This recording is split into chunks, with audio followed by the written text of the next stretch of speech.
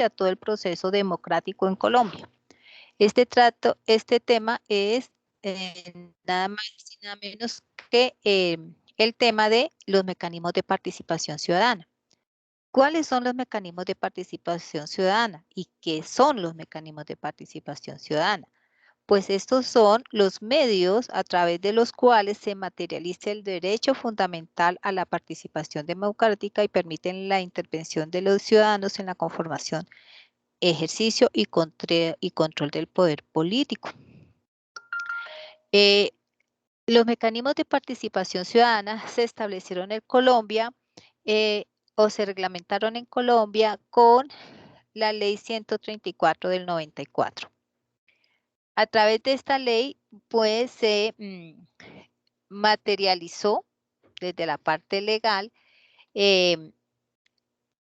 esas herramientas o esos medios para la participación de todos los ciudadanos en la toma de decisiones y el control social y político. En ese momento solo era para participación democrática. Ahora, esta ley 134 del 94 pues estableció esas normas fundamentales y esa regulación de estos mecanismos de participación eh, que de alguna manera pues permite el desarrollo eh, de la participación de cada ciudadano en la vida pública, en la vida política, económica, social, cultural, universitaria, sindical o gremial del país, que nos da herramientas a los ciudadanos para el ejercicio de estos derechos políticos e incluso algunos otros que no están mencionados en esta ley 134 del 94. Esta ley fue modificada y complementada por la ley 1757 del 2015 y para comprender un poco el objeto de esta ley voy a compartir con ustedes un pequeño video donde nos explican de una manera muy sintetizada cuáles son los fundamentos esenciales de esta ley.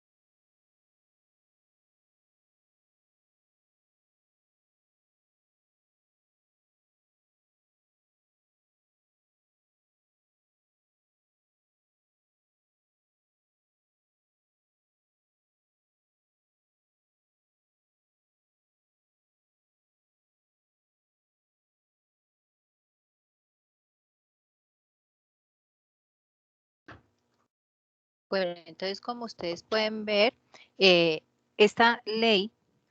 1757 del 2015, que modificó y complementó la ley 134 del 94, es estatutaria y es muy importante porque además amplía algunos de las herramientas y procesos con los que se participa o se ejerce la participación en Colombia. ¿Cuál es el objeto de esta ley 1757 del 2015? Es promover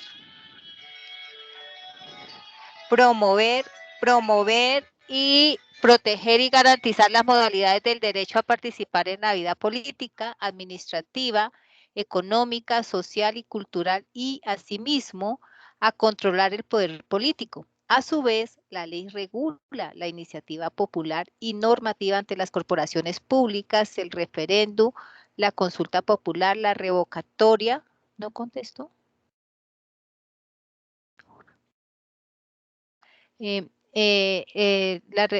La revocatoria del mandato, el plebiscito y el cabildo abierto, y establece las normas fundamentales por las cuales se regirá la participación democrática de las organizaciones civiles. Existen tres grandes aspectos que abarca la ley estatutaria de participación.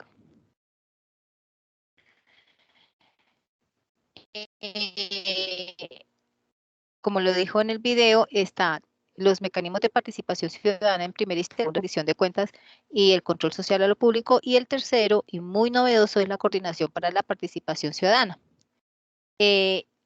Entonces vamos a hablar en este momento sobre los mecanismos de participación. Desde esta ley de participación ciudadana, se define la participación como aquella acción de los ciudadanos donde públicamente vota para elegir a los representantes y gobernantes, y requiere que la ciudadanía haga parte de la toma de decisiones y la ejecución de los asuntos públicos en sus diferentes fases. La participación ciudadana es la intervención de los individuos, grupos o colectividades en representación de sus intereses en cuanto a el acceso a servicios o bienes para el mejoramiento de la calidad de vida de las comunidades, de la sociedad. Segundo es influir en autoridades, ante las autoridades encargadas en la toma de decisiones que afecten la vida diaria. Y tercero, ejercer control y supervisión sobre la gestión pública de funcionarios, representantes y gobernantes, y también elaborar acuerdos con autoridades y otros actores en temas de interés y beneficio colectivo. La participación ciudadana es un derecho, un deber y una oportunidad. De los derechos ciudadanos, tenemos derecho a ser informados oportunamente y con claridad sobre el derecho a la participación ciudadana, las formas y procedimientos de participar, ser sujeto de fortalecimiento organizativo para la participativa de manera como cualificada en el caso de los expresiones asociativas, y igualmente recibir información oportuna y veraz para poder ejercer las acciones de participación, y por último acceder a formaciones para una mayor comprensión de la gestión pública y las políticas públicas, como por ejemplo este curso donde se desarrollan estas competencias de conocimientos democráticos y del proceso electoral en Colombia. En cuanto a las responsabilidades o deberes de nosotros los ciudadanos en cuanto a la participación ciudadana está primero en que cada uno de nosotros debemos interesarnos por los diversos asuntos públicos del territorio en el que habitamos, informarnos sobre los aspectos de interés público que sean sometidos a discusión, ya sea políticos, sociales, convivencia, ambientales, salud, educación, etcétera. Respetar las decisiones tomadas en las instancias de participación ciudadana de acuerdo con las prioridades concertadas de manera colectiva. Y para el caso de las expresiones asociativas formales, rendir cuentas a quienes las integran o a las comunidades que representan, como es el caso de todas las instituciones del Estado, eh, que deben presentar anualmente el informe de rendición de cuentas y el informe de gestión. Y en cuanto a los deberes del Estado, está primero promover, garantizar, acompañar, proteger e implementar las instancias de participación,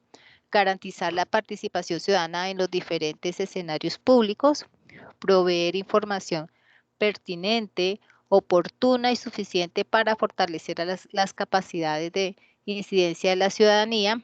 propiciar acciones pertinentes para el fortalecimiento de las capacidades de las entidades públicas que garanticen la participación, brindar asistencia técnica y acompañar a la cualificación de los debates ciudadanos, convocar de manera amplia y democrática de la ciudadanía para que intervengan en las diferentes instancias de participación. Bueno,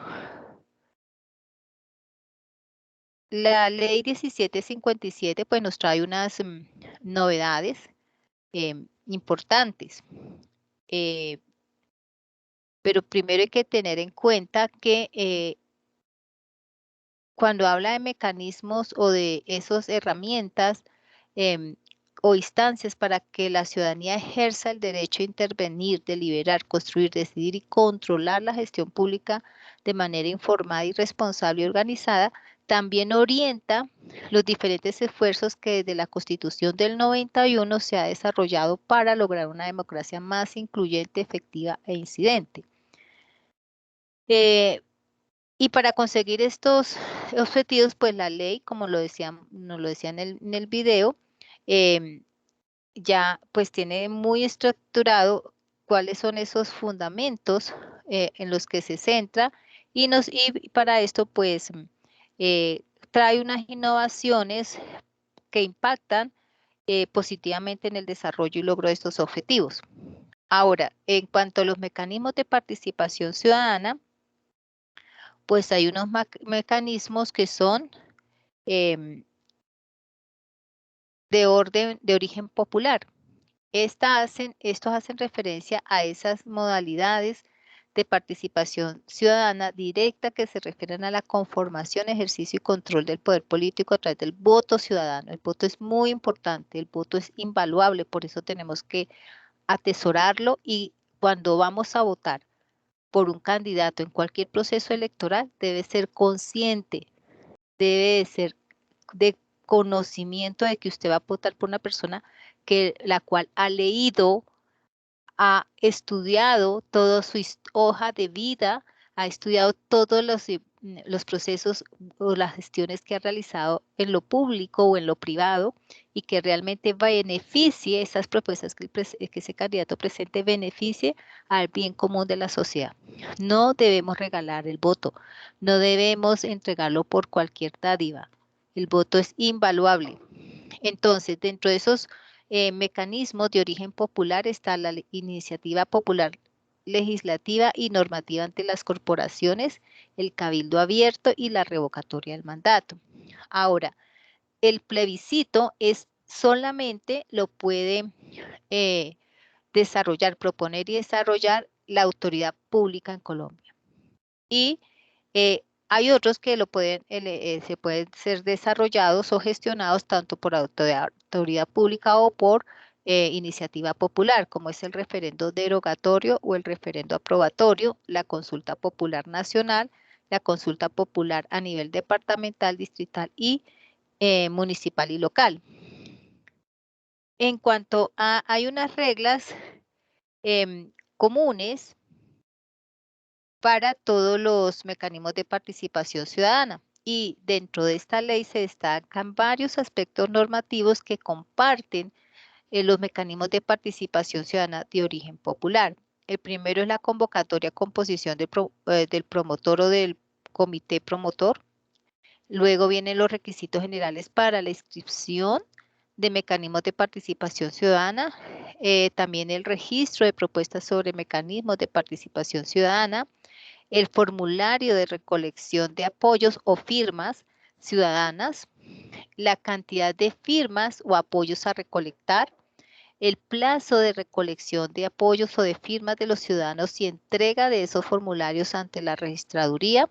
la fijación de esos topes de campaña de recolección de firmas ciudadanas, verificación, plazo para la verificación y certificación de los mismos, materias que pueden ser objeto de iniciativa popular legislativa y normativa, referendo o consulta popular. La ley también contiene aspectos generales referidos a los mecanismos de participación ciudadana y que tienen que ver con las corporaciones públicas. Y entre ellos están pues el cabildo abierto y sus principales elementos, y así como la convocatoria y campaña de otros mecanismos de participación, como ya lo habíamos nombrado, el plebiscito, la consulta popular, etc. Bueno,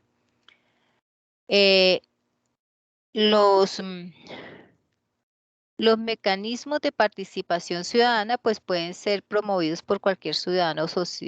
organización social o partido o movimiento político. Un solo ciudadano puede ser vocero y promotor sin necesidad de contar con apoyos. Los apoyos son las mismas firmas de los ciudadanos y debe recolectar un número no inferior al 5 por 1000 del censo electoral. ¿Y qué es el censo electoral? Entonces, el censo electoral es un instrumento técnico elaborado por la Registraduría Nacional del Estado Civil que le permite a la organización electoral planear, organizar, ejecutar y controlar los certámenes electorales y los mecanismos de participación ciudadana. ¿Cómo se elabora este instrumento? Esa lista de ciudadanos habilitados para votar se elabora primero con la inscripción de las cédulas. Cuando nuestra cédula no corresponde a la ciudad donde vamos a votar o donde vivimos, debemos que irla a registrar a las mesas dispuestas o a los puntos dispuestos por la registraduría dentro del calendario electoral. También la segunda componente de esta lista de ciudadanos habilitados para votar es la inscripción de ciudadanos que expiden su cédula por primera vez. Y tercero, a ese número de cédulas inscritas, a esas cédulas nuevas, a esas sumatorias se le resta las cédulas de los miembros que pertenecen a las fuerzas militares en Colombia. Ahora, dentro de los mecanismos que son directos de origen popular y que requieren un número de firmas mínimos para poderlos convocar, está la consulta popular de origen ciudadano o la iniciativa del referendo constitucional. Estas dos, si es nacional, requieren del 5% del censo electoral para poder ser convocados. Y si es iniciativa de referendo derogatorio de una ley o iniciativa popular de acto legislativo o de ley, requieren el 10% y el 5% respectivamente del censo electoral nacional. Mientras que si es una iniciativa popular normativa, requiere el 10% del censo electoral si es un municipal, territorial o municipio como tal. Y la consulta popular de origen ciudadano también requiere el 10% del censo electoral en cada municipio. Ahora, si es una revocatoria del mandato de un alcalde o un gobernador, se puede hacer solo después de 12 meses, se puede solicitar hasta 12 meses después de que él sea posesionado. Y se requiere el 30% de los votos obtenidos por el elegido para poder ser convocado. Dentro de la mecanismo de origen gubernamental está el referendo. Este referendo lo convoca el presidente con la firma de todos los ministros e informa al Congreso y no podrá coincidir con otra elección. Esto se aprueba con la decisión mayoritaria siempre que participe más del 50% del censo electoral. La consulta popular nacional la convoca el presidente con la firma de todos los ministros y previo concepto favorable del Senado de la República, consultas sobre una decisión de incidencia de trascendencia nacional y se aprueba con el voto afirmativo de la mitad más uno y que participe la tercera parte del 50% del censo electoral. La consulta popular para convocar una Asamblea Nacional Constituyente la convoca el Congreso mediante ley aprobada por la mayoría de los miembros de las dos cámaras e incluye número de delegatarios, sistema de elección, competencia, fecha y periodo. Y se aprueba con la decisión de al menos la tercera parte del censo electoral. La consulta popular territorial o municipal la debe convocar los gobernadores o los alcaldes según sea el caso y se requiere la firma de los secretarios de despacho para decir sobre asuntos departamentales o municipales o locales según sea el caso. Se aprueba con el voto afirmativo de la mitad más uno y que participe la tercera parte del 50% del censo electoral. El referendo de iniciativa gubernamental debe llevar la firma del presidente de la República y los ministros o, si es el caso, la firma de los gobernadores y sus secretarios de despacho, o, si es el caso, la firma de alcaldes y sus secretarios de acuerdo al caso. Se aprueba con el voto afirmativo de la mitad, de más de la mitad y que participe la cuarta parte del censo electoral. Para la decisión sobre la revocatoria del mandato se aprueba con el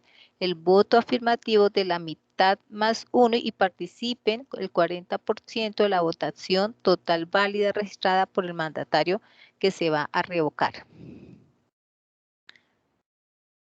Bueno, en cuanto a el control social,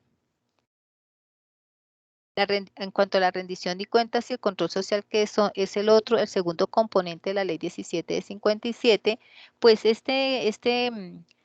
rendición de cuentas es un proceso conformado por un conjunto de normas, procedimientos, metodologías, estructuras, prácticas y resultados mediante los cuales las entidades de la administración pública a nivel nacional y territorial y los servidores públicos informan, explican y dan a conocer los resultados de su gestión a los ciudadanos, la sociedad civil y otras entidades públicas y a los organismos de control a partir de la promoción del diálogo. Este proceso tiene como finalidad la búsqueda de transparencia de la gestión de la administración pública. Las etapas del proceso de la rendición de cuenta, primero es la de aprestamiento de la información o recolección de datos, organización de esos datos. Segundo, la capacitación a todas las funcionarios de la entidad de cómo se elabora este informe, cuáles son los objetivos del informe y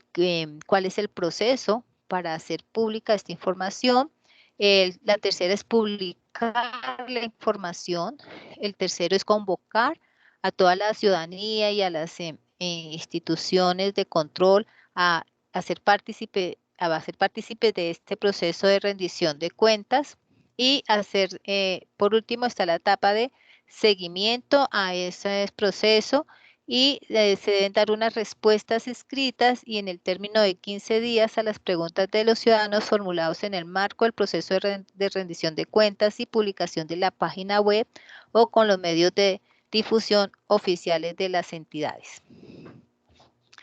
¿Qué es lo que estipula la ley en cuanto al control social a lo público? Pues el control social es el derecho y por otro lado es el deber de los ciudadanos a participar de manera individual o a través de sus organizaciones, redes sociales e instituciones en la vigilancia de esa gestión pública y en los resultados que ellos están entregando. El control social tiene por objeto entonces el seguimiento y la evaluación de las políticas públicas y la gestión desarrollada por esas autoridades públicas que fueron elegidos por nosotros los ciudadanos y la gestión desarrollada por las autoridades públicas y por los particulares que ejercen funciones públicas. Es importante tener en cuenta que el control social se puede llevar a cabo mediante veedurías ciudadanas, juntas de vigilancia, Comités de Desarrollo y Control Social de los Servicios Públicos Domiciliarios, autoridades ciudadanas, instancias de participación. ¿Cuáles son esos objetivos del control social? Fortalecer la cultura de lo público en los ciudadanos, contribuir a mejorar la gestión pública desde el punto de vista de su eficiencia, su eficacia y su transparencia, prevenir los riesgos y los hechos de corrupción en la gestión pública, fortalecer la participación ciudadana para que éste contribuya a que las autoridades hagan un manejo transparente y eficiente de los asuntos públicos, apoyar y complementar la labor de los organismos de control en la realización de sus funciones legales y constitucionales, propender por el cumplimiento de los principios constitucionales que rigen la función pública, promover el liderazgo y la participación con miras a democratizar la gestión pública, entre otros. Ahora, cuando nos hablan la ley del tercer componente de la Coordinación para la Participación Ciudadana, nos está hablando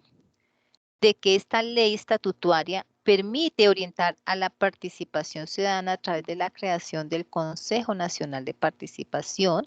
Este consejo constituye como un órgano que asesora permanentemente al gobierno nacional en asuntos de definición, promoción, diseño y seguimiento y evaluación de la política pública de participación en el país. Esta ley contempla que sus miembros permanentes son el ministro del Interior, quien lo preside y convocará,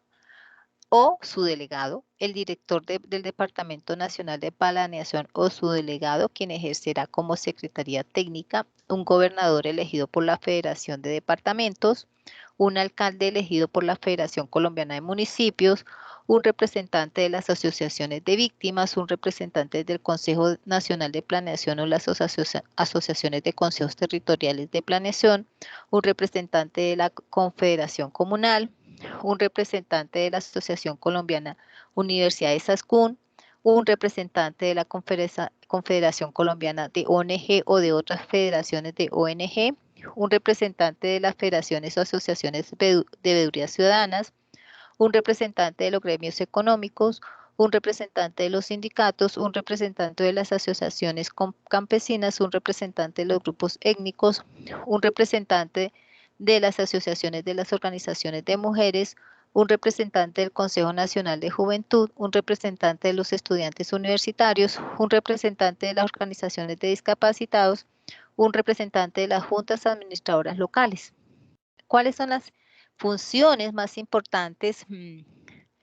que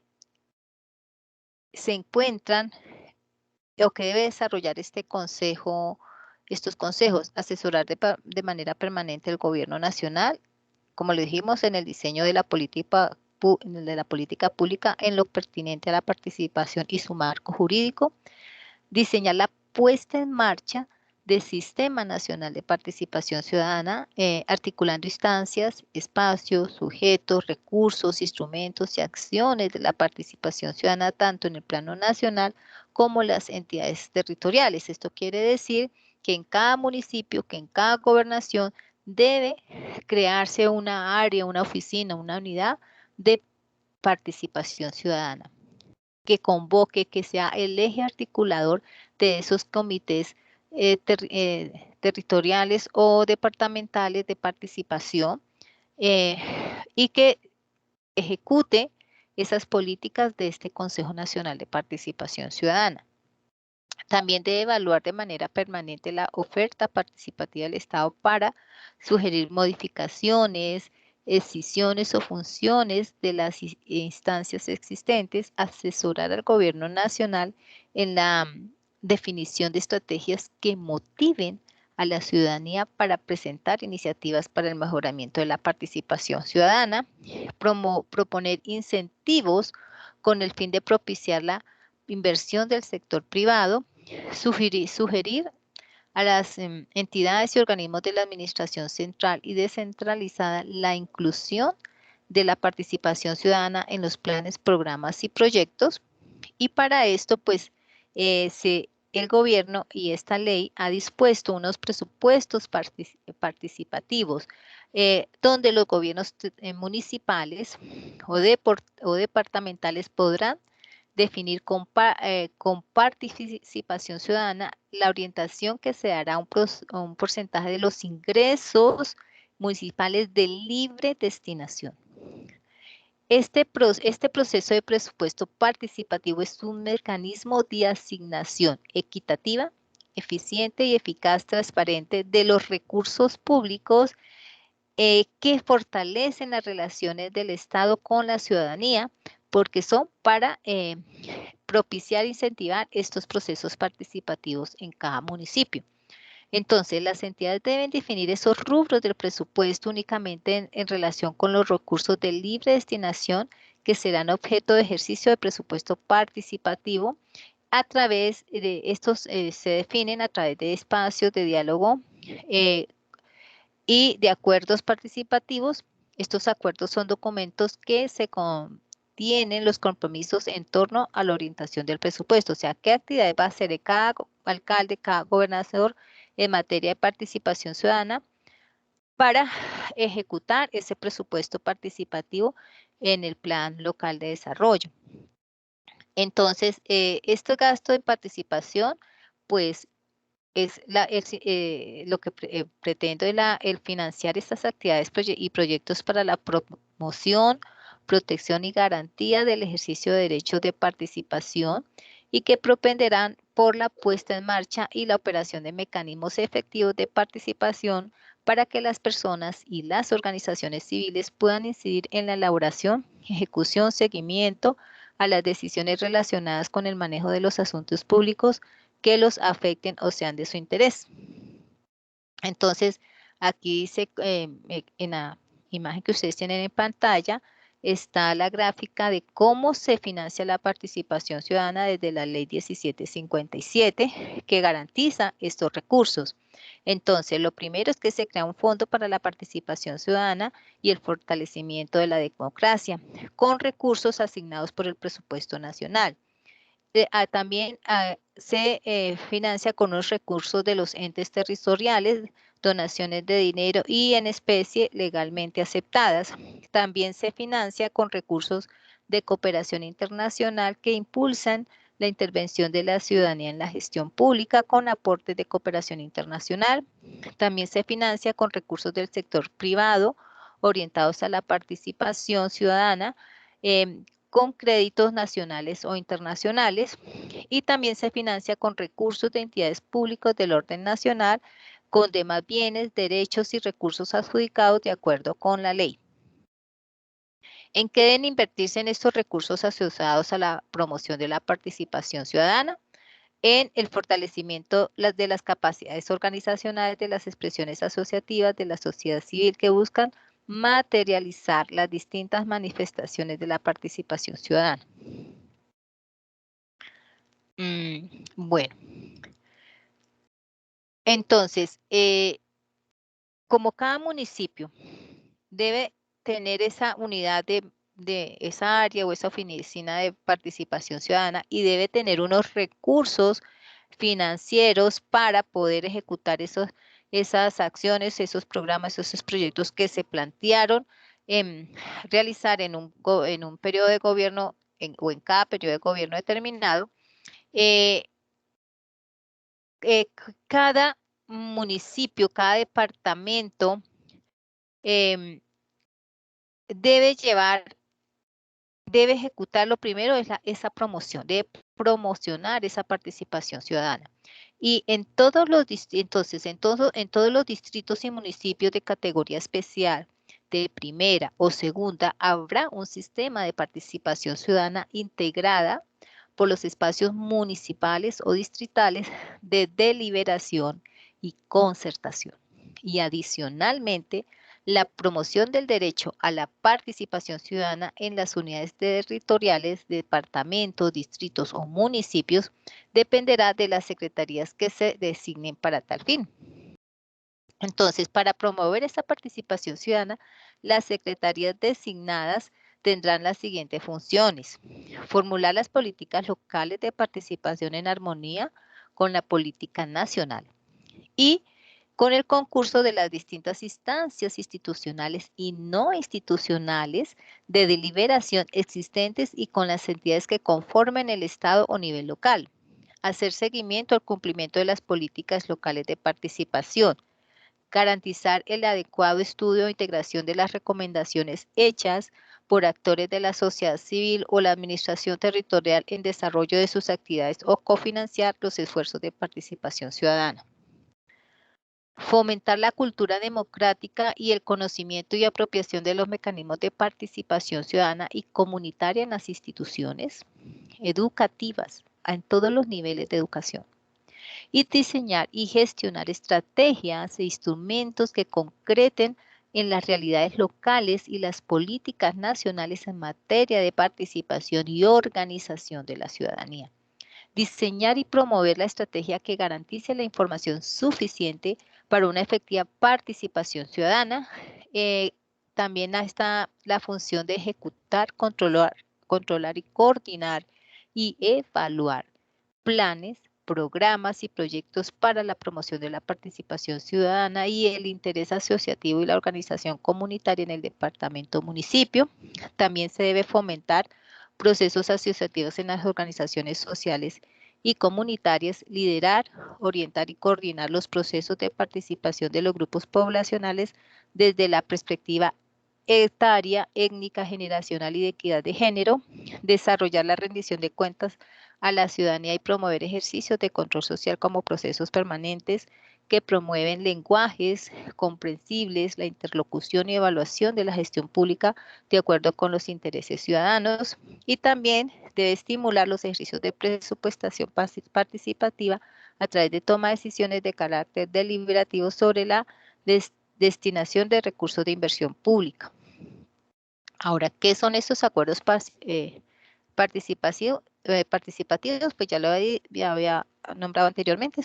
es el proceso del presupuesto participativo, que es un mecanismo de asignación equitativa, racional, eficiente, eficaz y transparente de los recursos públicos que fortalece las relaciones del Estado con la sociedad civil. Bueno, entonces,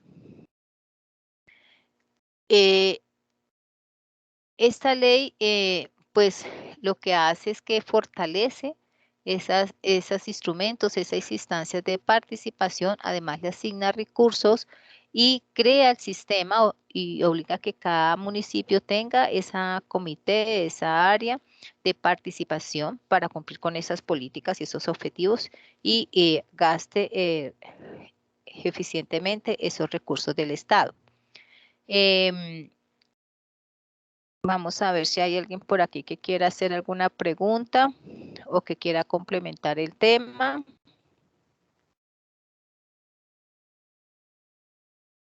Bueno, veo que no hay nadie, entonces nos veremos en la próxima semana en el siguiente tema del curso de Guardianes de la Democracia. Que tengan una feliz noche.